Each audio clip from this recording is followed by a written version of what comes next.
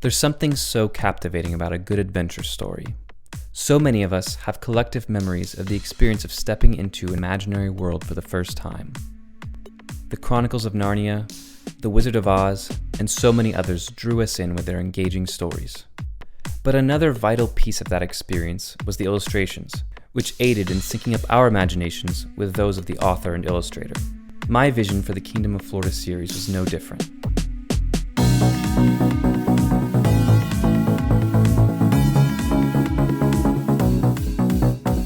When I began to dream up the Kingdom of Florida series several years ago, I knew that I wanted it to feel timeless.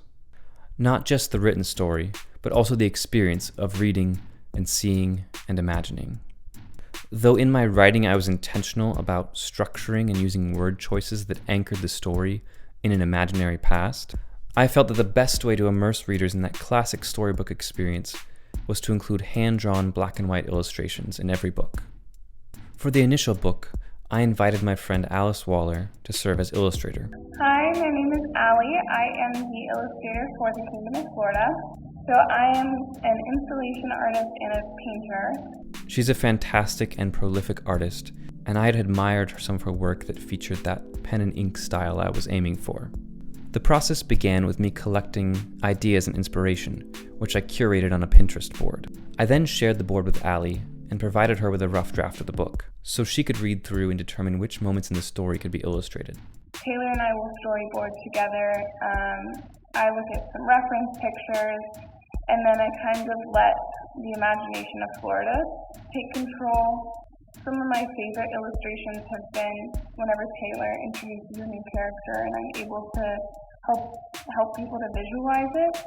Of course, it's all coming from my brain and what I think that they would look like. One of my favorite things happened when Allie chose a certain moment from the first book that was initially just a very brief mention. What was intended as a sort of fleeting Easter egg moment turned into one of the most captivating illustrations for the first book, the regal stag framed by branches in the woods.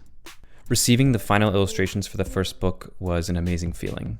It was surreal to see another artist take what was in my head, written on the page, and turn it into images that so clearly articulated what I had imagined. Allie went on to illustrate the next few books in the series before taking on other projects that kept her occupied.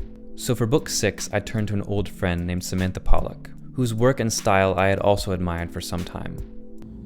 Hello everybody, my name is Samantha Pollack.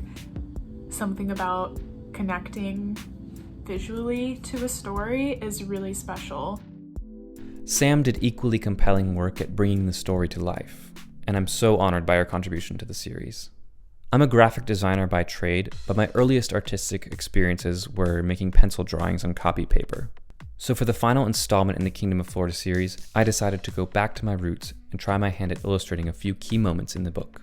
I'm pleased with the final product, and I hope these illustrations continue to assist readers in imagining and immersing themselves in the world of Kingdom of Florida for years to come.